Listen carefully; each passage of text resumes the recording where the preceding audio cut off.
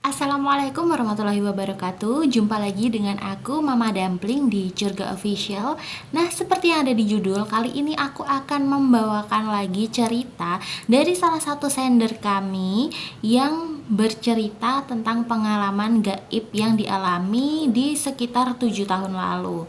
Nah, singkat cerita, sebut saja nama si sender kita ini adalah Dani. Jadi Kak Dani ini adalah seorang mahasiswa laki-laki yang tinggal di salah satu rumah milik tempat budenya. Jadi budenya Kak Dani ini memiliki rumah di salah satu kota yang tidak ditempati. Kemudian Kak Dani ini dimintalah sama si budenya ini untuk menempati rumahnya, karena emang ya udah cukup lama si bude ini merasa rumahnya harus ada yang ngurusin, karena daripada kosong mending lebih baik si Dani ini kuliah sambil ngurusin rumah milik budenya. Nah, kemudian Kak Dani ini sudah sekitar 2 tahun berada di situ, semuanya terlihat baik-baik saja dan gak terlihat ada sesuatu yang ganjal ataupun ya yang menarik perhatian. Nah, kemudian singkat cerita, Kak Dani ini bersama teman-temannya mau mengadakan sebuah pesta, ya pesta kecil-kecilan perayaan ulang tahun si Dani ini di rumah milik budenya.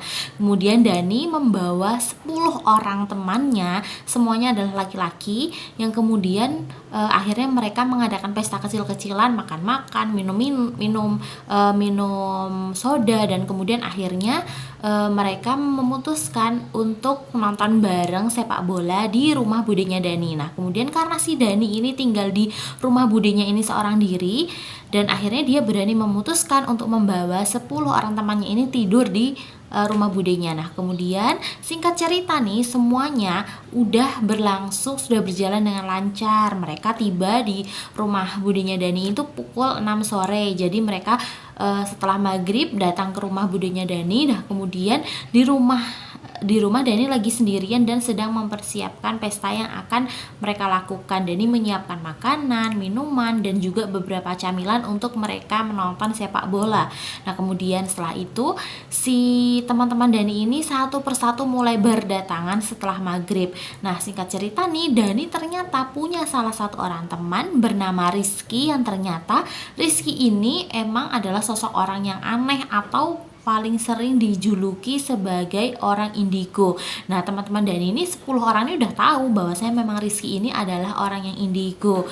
Nah, karena memang selama 2 tahun Dani berkuliah, baru kali ini Dani berani mengadakan pesta atau berani mengundang teman-temannya ke rumah budinya ini, karena dia merasa sungkan dan merasa takut ketika teman-temannya itu datang tanpa persetujuan budenya. Nah, karena ternyata budenya udah setuju, akhirnya beranilah si Dani ngajak teman-temannya ke rumah bude ini. Nah, kemudian singkat cerita si Rizky ini datang. Nah, sesampainya di depan pintu, si Dani menyambut Rizky dengan sangat bahagia. Wah, Rizky, kamu datang, ayo masuk. Semua sudah kupersiapkan, makanan dan minuman semua yang kemarin kita list di WA itu sudah aku siapkan. Ayo masuk.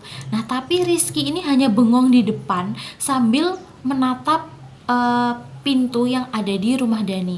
Kemudian Dani mengatakan, ayo masuk, kenapa kok kamu diem aja di situ bro, ayo masuk dong. Nah, kemudian teman-teman Rizky yang dan Dani yang ada di dalam rumah yang udah datang lebih dulu daripada Rizky, kemudian menyambut Rizky juga, ayo dong Riz masuk, kok lama sih di situ, emangnya kamu lihat apa? Kemudian sontak saja Rizky langsung berkata kepada Dani, ini rumahnya siapa Dani, katanya. Nah, kemudian Dani menjawab, oh ini milik budeku, tenang aja, aku udah izin sama bude, boleh kok kita adain pesta di sini. Kemudian Rizky masih belum mau masuk dan kemudian bertanya lagi, ini bukan pintu aslinya ya? Nah, kemudian Dani bingung, maksudnya gimana? Karena memang selama Dani di situ 2 tahun Dani tinggal di rumah bude itu, ya pintunya tetap di situ. Tapi kemudian si Rizky ini bertanya lagi, enggak, ini bukan pintu aslinya, ini bukan pintu asli rumah ini, katanya.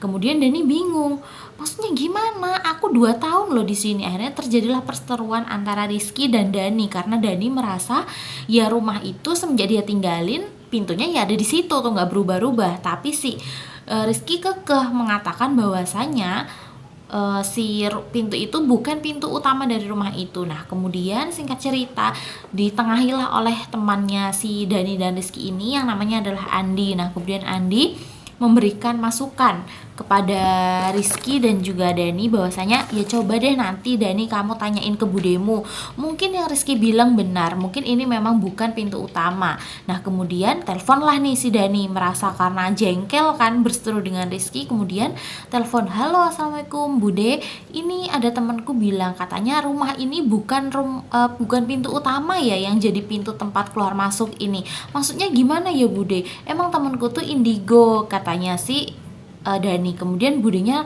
sontak dengan kaget dan tidak menjawab telepon ataupun pertanyaan dari si Dani. Kemudian telepon langsung dimatikan. Nah kemudian Dani merasa ada yang aneh, jangan-jangan ya Rizky bilang ini benar, ini bukan pintu utama, lalu ada apa, kenapa kok Bude menyembunyikan identitas ataupun menyembunyikan persoalan tentang masalah pintu ini nih. Kemudian tiba saatnya mereka mengadakan pesta. Nah, pada saat semua selesai pesta, mereka melanjutkan untuk melihat sepak bola.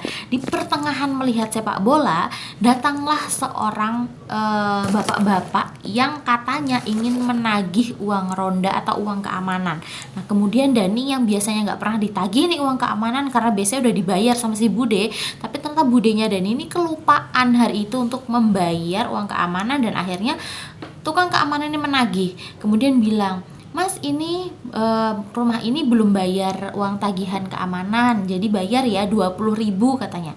Kemudian Dani mengeluarkan uang dari saku dan diberikan kepada bapak keamanan ini. Nah kemudian bapak ini sontak saja langsung berkata, Masnya ini siapanya Budendari ya, jadi si Dani ini budenya namanya Dari. Nah siapanya Budendari ya. Terus kemudian si Dani mengatakan, saya keponaannya, itu yang punya rumah ini bude saya. Oh sekarang tinggal di mana? Katanya kok sudah lama nggak datang ke sini. Semenjak ada kasus dengan tetangga di sini, ketahuan kok udah nggak pernah kesini lagi. Apa takut apa gimana? Nah Dani merasa, wah ternyata budeku ada masalah dengan orang kampung di sini. Yang Dani dengan kaget kemudian berkata kepada bapak tadi, maaf Pak, mohon izin bertanya, memangnya bude saya ada masalah apa ya? Nah kok nggak pernah cerita nih bude sama saya. Akhirnya memang bude ini sudah pindah di luar kota sejak lama katanya. Nah kemudian si bapak ini bercerita, jadi dulu bude kamu itu diusir oleh warga kampung sini, jadi tidak diizinkan tinggal untuk beberapa tahun. Tapi ternyata bude kamu tetap memutuskan untuk selamanya nggak balik ke sini lagi, dan rumah ini ya jadi kosong selama bertahun-tahun, jadi kosong terbengkalai. Akhirnya ya sampai akhirnya kamu yang nempatin ini loh Mas katanya. Memangnya masalah apa Pak katanya. Si Dani masih penuh dengan penasaran. Kemudian bapak ini menceritakan, jadi dulu bude kamu itu tinggal bersama suaminya. Nah mungkin suaminya itu Pak De kamu ya. Nah tapi setelah itu Pak De kamu meninggal, kemudian tinggallah bude kamu ini dengan si suami barunya. Nah kemudian setelah tinggal dengan suami barunya, akhirnya si budemu ini memutuskan untuk kerja keluar kota, tapi ternyata penghasilannya enggak juga bertambah. Nah dulu rumahnya belum kayak gini Mas, rumah di sini tuh cuma dari kayak triplek gitu, jadi rumahnya enggak semegah dan sebagus ini. Nah akhirnya bude kamu itu ternyata ketahuan menjalani ritual pesugihan kandang bubrah. Nah kemudian diketahui oleh salah satu ustadz yang ada di desa ini, yang akhirnya ustadz tersebut membongkar kedok budemu. Nah akhirnya budemu malu, merasa sudah tidak sanggup menahan malu lagi, akhirnya bude memutuskan untuk pergi dari sini.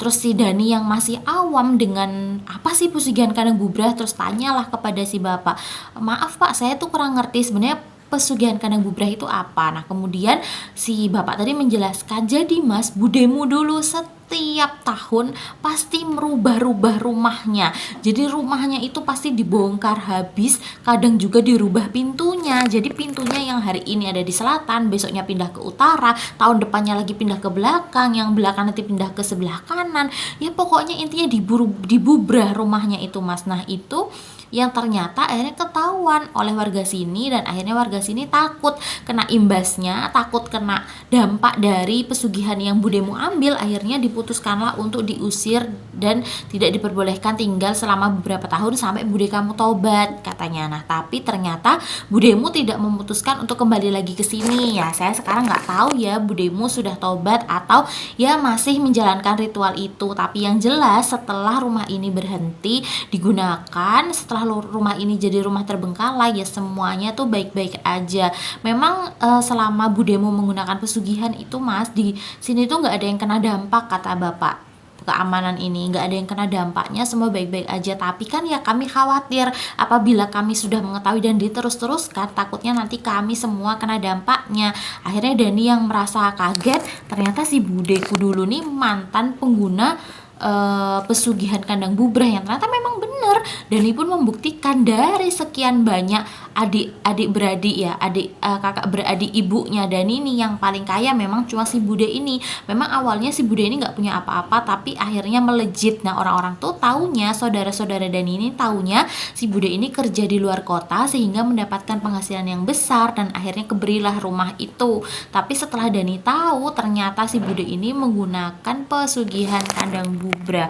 Nah kemudian akhirnya si Dani ya merasa, oh ternyata seperti itu, pantesan kok selama ini budeku tuh hidupnya penuh dengan ketakutan, hidupnya penuh dengan kesengsaraan. Jadi kabarnya si Bude Dani pada saat ini nih sudah taubat teman-teman semua. Jadi sudah taubat, sudah kembali ke jalan yang benar, tapi memang hidupnya itu jadi kembali seperti ya sedia kala susah gitu. Tapi budenya ini tetap nggak mau untuk menjual rumah yang tadinya untuk dia pesugihan kandang bubrah yang ditempati Dani ini, karena memang dia merasa itu kan tanah milik mantan suaminya dulu, jadi milik Pak D-nya Dani yang sudah meninggal. Nah karena dia sudah gunakan untuk pesugihan itu, dia bangun rumah yang untuk kandang bubrah tadi. Nah akhirnya dia memutuskan untuk tidak lagi mau mengurusi tempat tinggal itu. Nah akhirnya sekarang tempat tinggal itu digunakan atau diurus oleh si Dani sampai saat ini dan detik ini. Ya semoga